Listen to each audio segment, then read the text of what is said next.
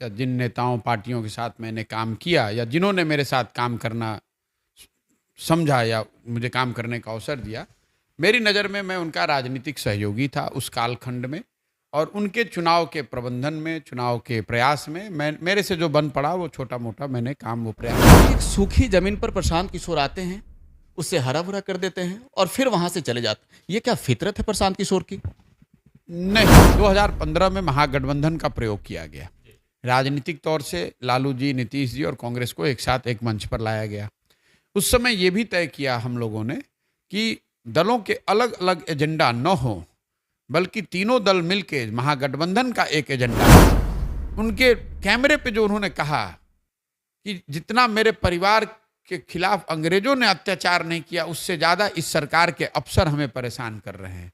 ये कितनी दुखद बात है। जगह जनता को बनाना है। जनता ने जिसके सर पे हाथ रख दिया, जगह उसकी बन गई। आपने लालू जी, नीतीश जी की बात करी। मैं ये कह रहा हूँ कि बिहार में पिछले जो देश के सबसे अग्रणी राज्य, बिहार जो देश का सबसे अग्रणी राज्य होता था 50 और 60 के दशक में, वो आज देश का सबसे गरीब और पिछड़ा राज्य है। बिहार में बेरोजगारी काफी ज्यादा बढ़ गई है, महंगाई की तो बात ही नहीं कीजिए। बिहार में अपराध काफी बढ़ा है, लॉ एंड ऑर्डर की स्थिति बिगड़ी है। सुधारने के लिए प्रशांत किशोर का प्लान क्या है? देखिए, बिहार में आप शिक्षा की बात करें, चिकित्सा की बात करें, रोजगारी की बात करें, आर्थिक विकास की बात करें, खेलकूद की बात करें, कृषि की बात करें, हर क्षेत्र में बहुत बेहतर करने की जरूरत भी है और संभावना भी है। उसको लेकर प्रशांत किशोर की एक सोच है कि इसमें क्या किया जा सकता है। उसको लेकर देश विदेश में जो इन विषयों के विशेषज्ञ हैं, उनके भी कुछ सुझाव हो सकते हैं।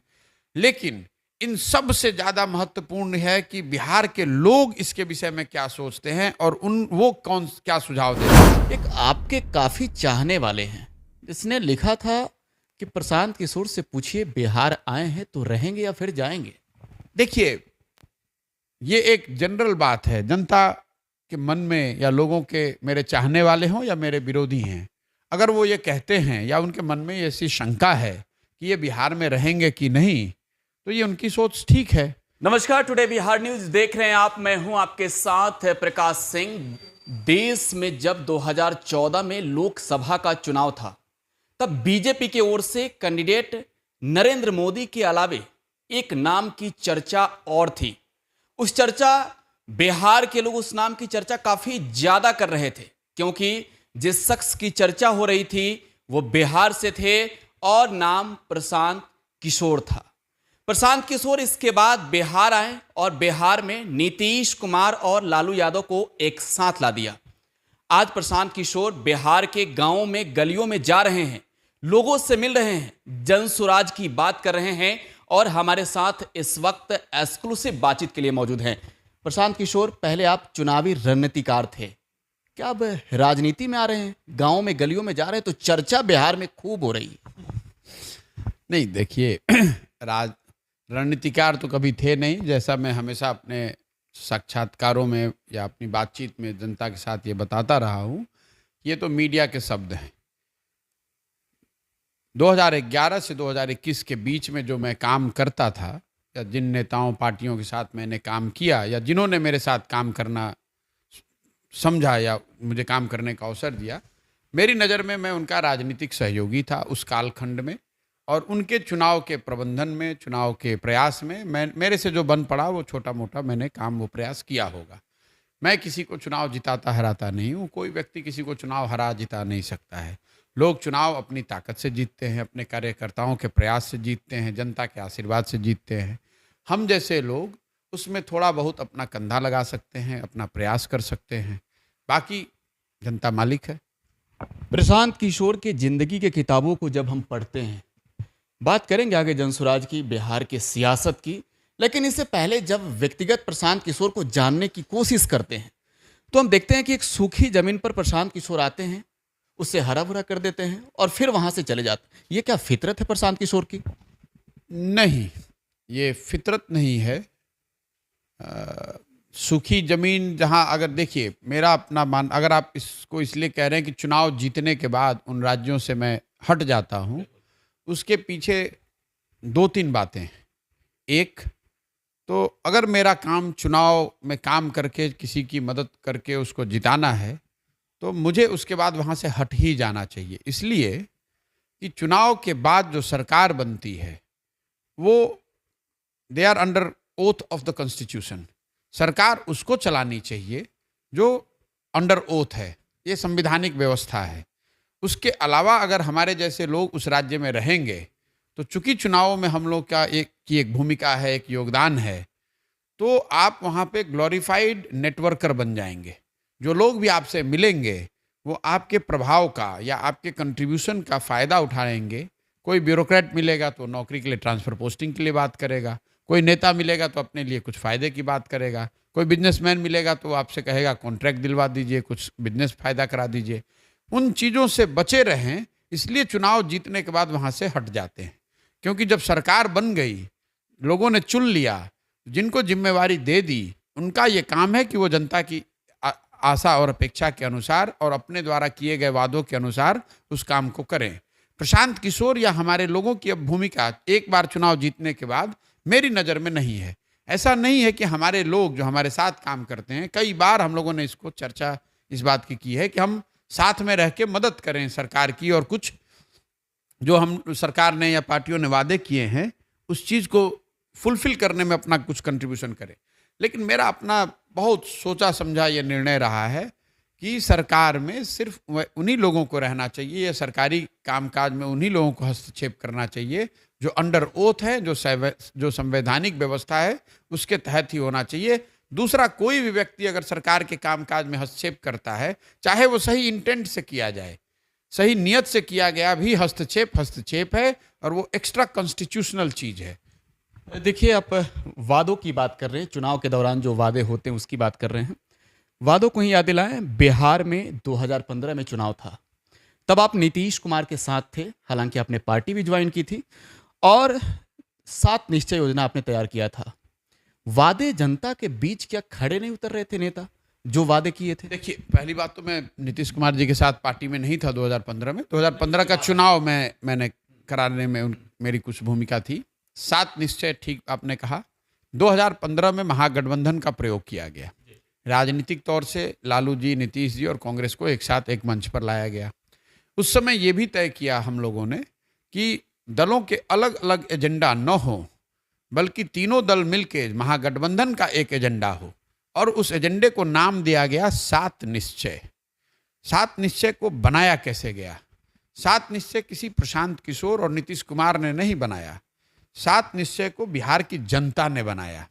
मैं आपके दर्शकों के साथ इस बात को साझा करना चाहता हूं कि 7 निश्चय को बनाया कैसे गया।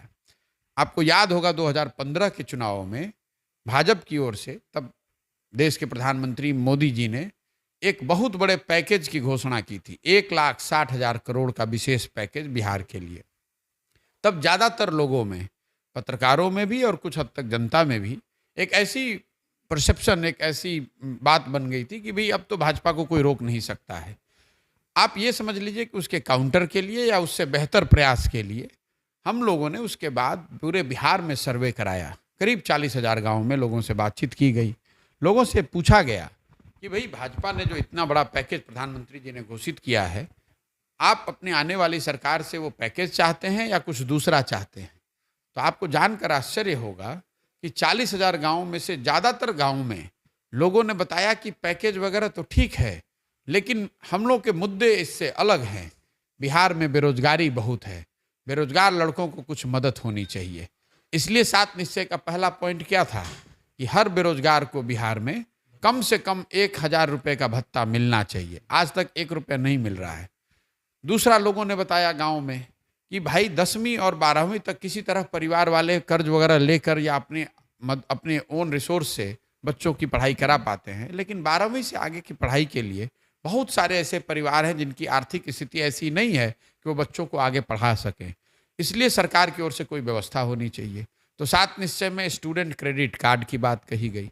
कुछ लोगों को उसका फ़ायदा मिला है जहाँ तक मैं समझता हूँ, लेकिन अगर समग्र तरीके से अगर स्टूडेंट क्रेडिट कार्ड बिहार में लागू हो गया होता तो 12वीं से आगे के पढ़ाई के लिए किसी भी परिवार को अपने बच्चे को 12वीं से ऊपर पढ़ाने के लिए अपने घर से पैसा नहीं देना पड़ता। उसको सस्ते दर पर बैंक से ज़रूरत के मुताबिक पैसे मिल जाते और स्टेट गवर्नमेंट उसकी गारंटर होती। इसी तरह लोगों से जब पूछा गया कि आप उद्योग लगना चाहिए कि कुछ दूसरा होना चाहिए, तो आपको जानकर आश्चर्य होगा, लोगों ने बताया उद्योग तो लगना चाहिए, लेकिन उद्योग पहले बाद में भी लगे। जो नालियों की गलियों की स्थिति है बिहार में, उसमें सुधार होना चाहिए। जो बरसात में पानी भर जाता है, घर में पानी चला आता है, उससे जीना दूभर हो जाता है, इसलिए नालियों गलियों का पक्कीकरण होना चाहिए। 7 निश्चय में ये बात कही गई है। जब हम लोग गांव में गए तो पता चला कि आज भी उस समय 2015 में जो सरकारी चापाकल गाड़ा जाता था, वो सामाजिक और आर्थिक तौर पे मजबूत लोगों के घर के सामने चापाकल गाड़ा जाता था। तो इसलिए हर घर नल के जल की बात कही गई। अब मैं ये इसलिए बता रहा हूं कि ये लोगों ने बताया था, उसके आधार पर ये एजेंडा बनाया गया। सिर्फ एजेंडा ही नहीं बनाया गया, इसके लिए उस समय एक अनुमानित 3,15,000 करोड़ के बजट का भी प्रावधान किया गया 5 साल में, और इसको करने के लिए बिहार विकास मिशन की स्थापना की गई। लेकिन इसको पूरे चीज को करने की जिम्मेवारी तब की सरकार और अभी के भी मुख्यमंत्री नीतीश कुमार जी और उनकी सरकार की है। मैं तो यहां से चला गया, ये सरकार बन गई, एजेंडा फिक्स हो गया, बजट हो गया, उसको करने के लिए बिहार विकास मिशन बना दिया गया। लेकिन आज जब आप जमीन पर लौट कर देखते हैं तो इनमें से किसी भी वादे पर प्रयास भले हुआ हो कुछ, लेकिन सफलता नहीं मिली है। आप नल के जल योजना की हालत देख लीजिए, आप पत्रकार हैं, आप खुद देखते होंगे। शायद ही किसी गांव में मैं जा रहा हूं, जहां लोग बताएं कि घरों में पानी नल से आ रहा है। कहीं नल है तो जल नहीं, और जल है तो नल नहीं। स्टूडेंट क्रेडिट कार्ड के विषय मैंने आपको बता दिया। जहां तक नालियों गलियों की स्थिति है, आप पूरे बिहार की बात तो छोड़ दीजिए, जहां जाइए वहां कीचड़, वहां नालियां भरी पड़ी हुई हैं, रोड टूटे पड़े हुए हैं। कल मैं चंपारण में यहाँ राजकुमार शुक्ला जी के यहाँ गया था, सतवरिया गांव में। अब दूसरे गांव और दूसरे लोगों की बात छोड़ दीजिए, पंडित राजकुमार शुक्ला जी इस राज्य के सबसे सम्मानित स्वतंत्रता सेनानियों में उनकी गिनती होगी। ये वो शख्स हैं जिन्होंने गांधी जी को यहाँ जो लेकर आए, जिन्होंने सही मायनों में चंपारण की जनता के साथ मिलकर गांधी जी को महात्मा के तौर पर प्रस्थापित किया। उनके घर के लोगों से जब मैं मिला, ऐसी दुखद स्थिति है। घर के सामने, उनके घर के सामने घुटने भर कीचड़ में चल के आपको जाना पड़ेगा। और उनके जो परिवार के लोग हैं, ग्रैंडसन हैं, उन्होंने मुझे बताया कि साहब पिछले 15 साल से हम लोग कोशिश कर रहे हैं, सड़क तो छोड़ दीजिए, ईंट का खड़ंजा तक नहीं लगाया गया है।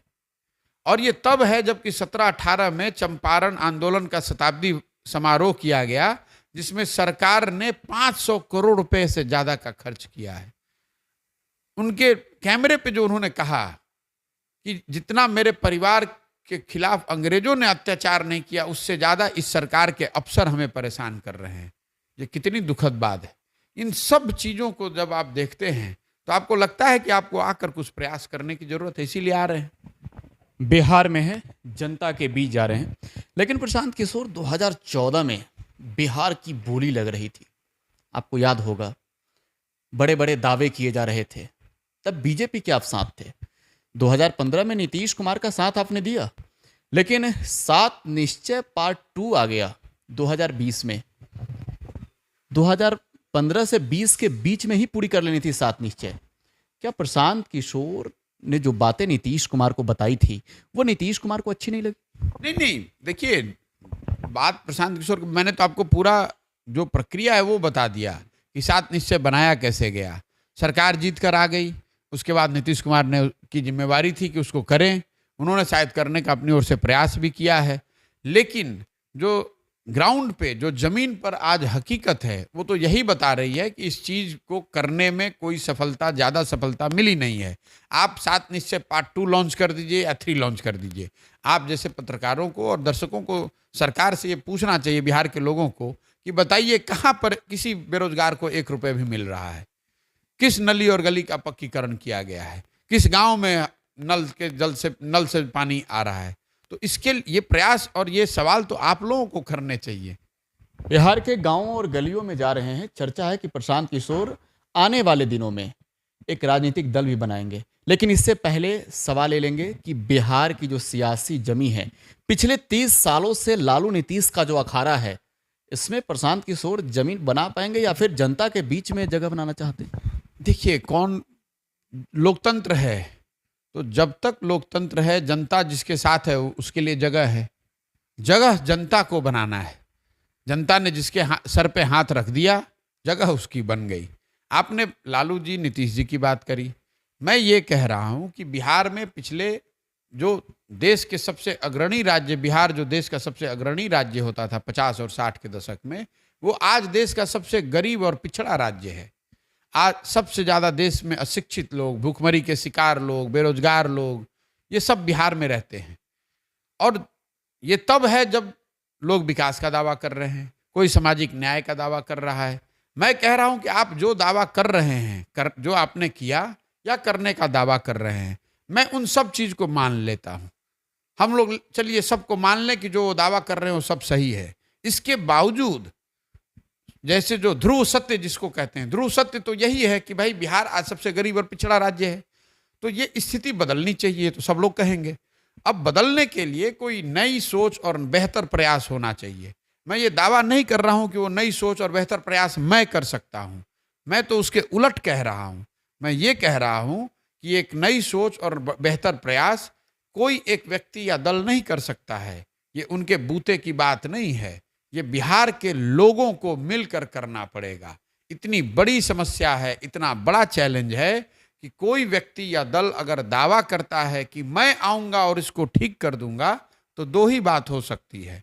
या तो आदमी ही बेवकूफ है, उसको समझ नहीं है कि यह समस्या कितनी बड़ी है, या फिर वो सिरे से सबको बेवकूफ बना रहा है, जीतने के बाद वो भी कुछ कर नहीं पाएगा।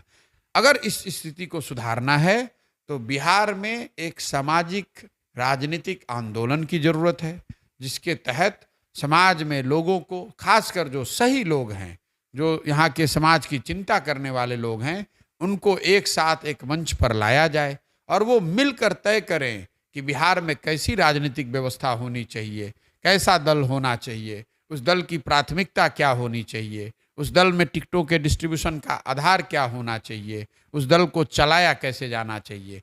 और जब ये होगा तो ही बिहार की स्थिति सुधरेगी। बिहार की स्थिति को सुधारने की बात कर रहे हैं। बिहार में बेरोजगारी काफ़ी ज़्यादा बढ़ गई है, महंगाई की तो बात ही नहीं कीजिए। बिहार में अपराध काफ़ी बढ़ा है, लॉ एंड ऑर्डर की स्थिति बिगड़ी है। सुधारने के लिए प्रशांत किशोर का प्लान क्या है?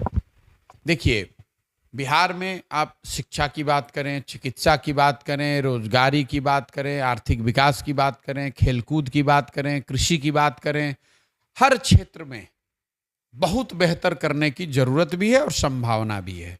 उसको लेकर प्रशांत किशोर की एक सोच है कि इसमें क्या किया जा सकता है। उसको लेकर देश विदेश में जो इन विषयों के विशेषज्ञ हैं, उनके भी कुछ सुझाव हो सकते हैं। लेकिन इन सब से ज़्यादा महत्वपूर्ण है कि बिहार के लोग इसके विषय में क्या सोचते हैं और वो क्या सुझाव देते हैं। इसलिए मेरा जो इसमें प्रयास है कि मैंने 250 से ज़्यादा देश विदेश से एक्सपर्ट्स, इन विषयों के जानकारों को इकट्ठा किया है। और आपको जानकर आश्चर्य होगा कि उसमें से ज़्यादातर लोग बिहार के लोग हैं। वो किसी पैसे के लिए नहीं, इस मिट्टी के लिए, इस राज्य के लिए, चूंकि वो इस राज्य से आते हैं, अपना योगदान करना चाहते हैं। और उनको 15 ग्रुप में बांटा गया है।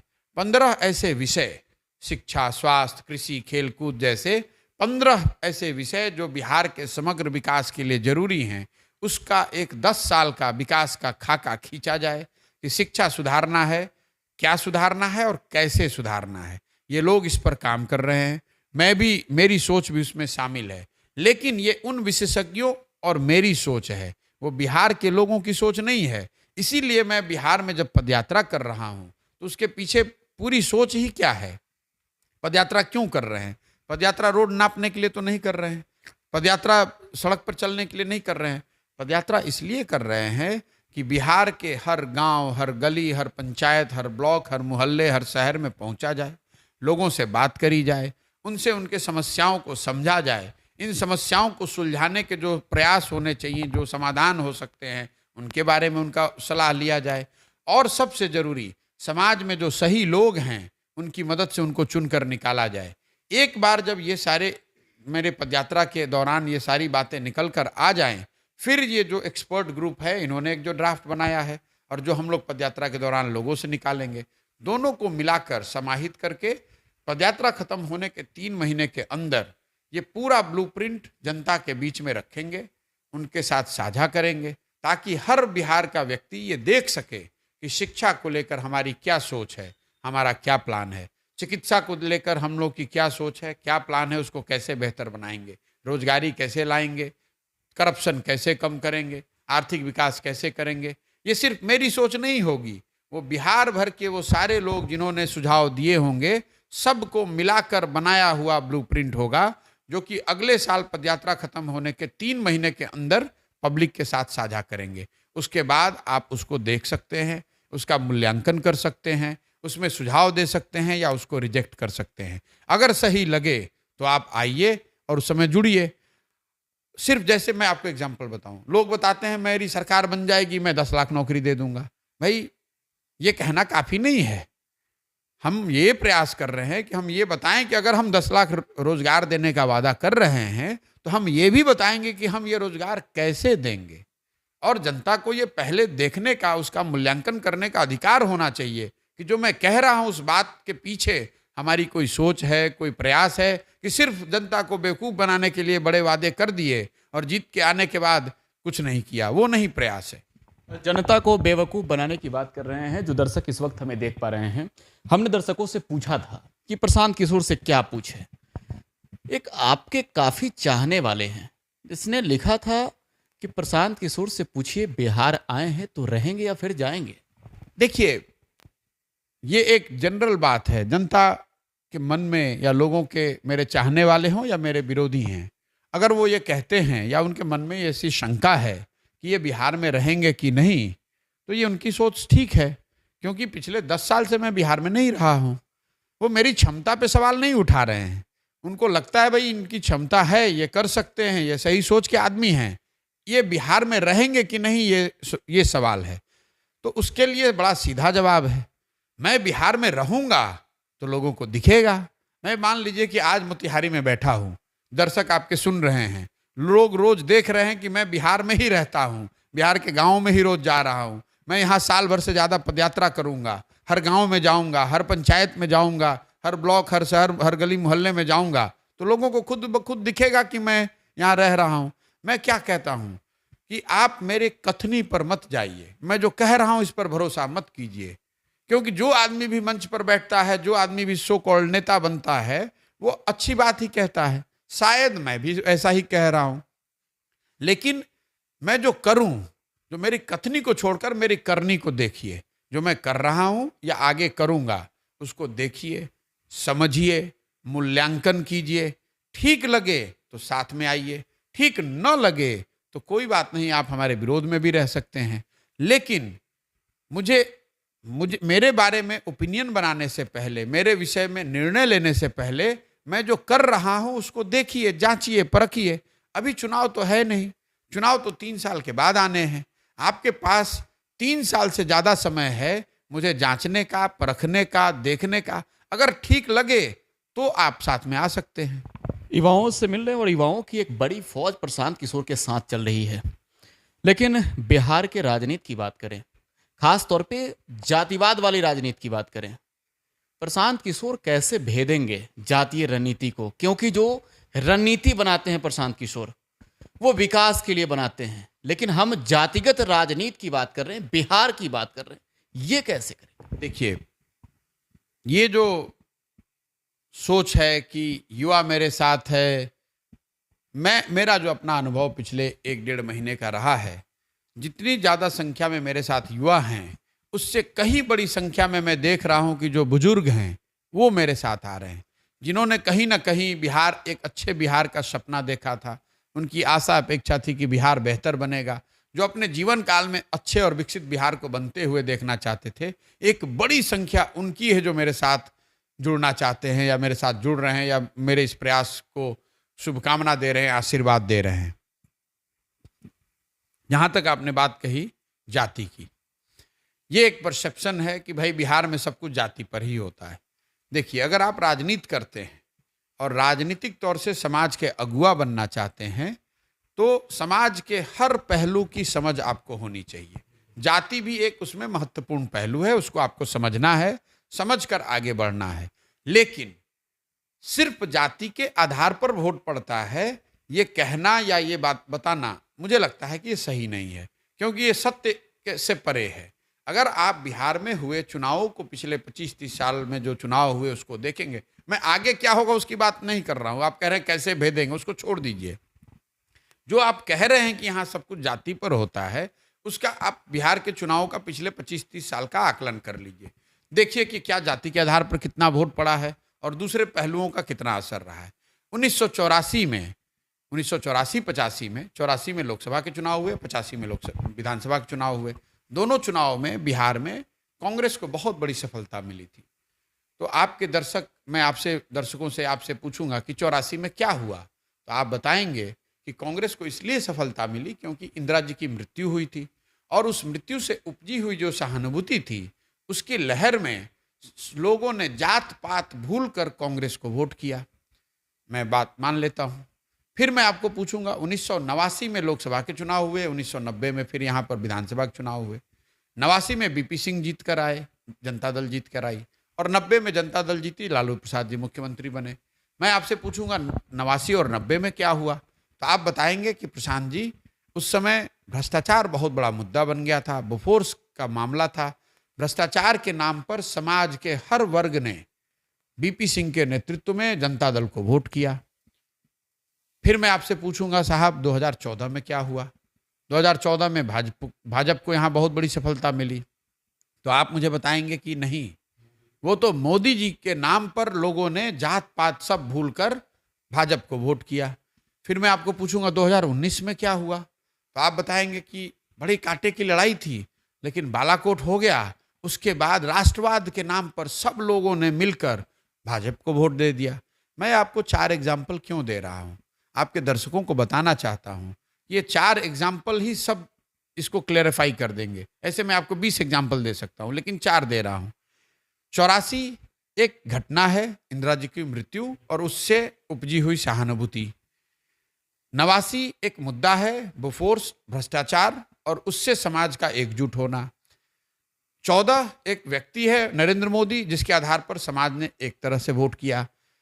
2019 बालाकोट, राष्ट्रवाद, उसके आधार पर वोट पड़ा। ये आपको क्या बताता है कि अगर कोई व्यक्ति, अगर कोई मुद्दा, अगर कोई घटना समाज को उद्वेलित कर दे, समाज के विश्वास को जीत ले, समाज के इमेजिनेशन को कैप्चर कर ले, तो समाज में ये ताकत है कि वो जातियों से ऊपर उठकर वोट करता है। ये आगे क्या होगा ये नहीं बता रहा हूं, जो हुआ है वो बता रहा हूं। होता ये है कि जिन चुनावों में ऐसा कुछ नहीं है, कोई व्यक्ति नहीं है, कोई नैरेटिव नहीं है, कोई बड़ी घटना नहीं है, और सारे लोग जात के आधार पर ही चुनाव का कैंपेन कर रहे हैं, प्रचार प्रसार कर रहे हैं, तो जनता ये सोचती है कि सब तो एक जैसे ही दिख रहे हैं, तो चलो अपने जात वाले को ही दे देते हैं। इसलिए आपको एक इल्यूजन है, ये परसेप्शन है कि हर चीज यहाँ जाति पर ही होता है। ऐसा नहीं है। चलिए एक आखिरी सवाल आपसे लेते हैं। जन स्वराज जो अभियान है, मुहिम है, क्या जन स्वराज राजनीतिक दल में तब्दील होगा? देखिए, मैंने ये बात कई जगह बताया है।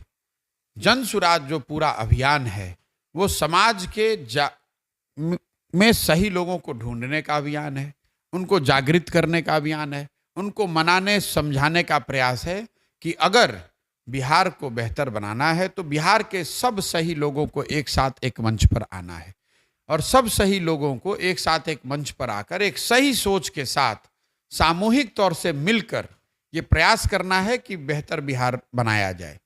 अब इस पूरे अभियान में अगले 1-1.5 साल तक मैं व्यक्तिगत तौर पे, मेरा जो काम है कि मैं बिहार में हर जगह जाऊं, लोगों से मिलूं, उनसे संवाद करूं, उनसे जानूं, समझूं, सीखूं।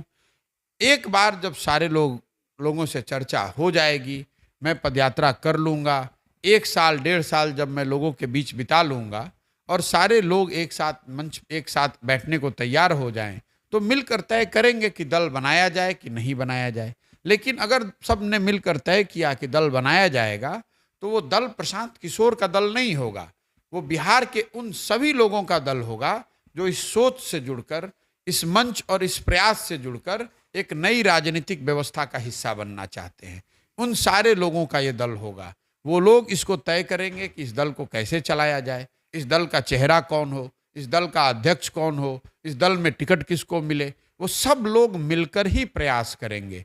तब उस समय देखेंगे कि आगे का रास्ता कैसे तय करना। बहुत बहुत धन्यवाद प्रशांत किशोर, बातचीत करने के लिए। बहुत बहुत शुभकामनाएं जनसुराज अभियान के लिए। धन्यवाद भैया। तो प्रशांत किशोर को आप सुन रहे थे, बिहार आए हैं, बिहार को बदलने की बात कर रहे हैं और एक्सक्लूसिव खास बातचीत में प्रशांत किशोर ने बताया है क्या कुछ प्लानिंग है बिहार को बदलने के लिए। फिलहाल आप टुडे बिहार न्यूज के साथ बने रहें। धन्यवाद।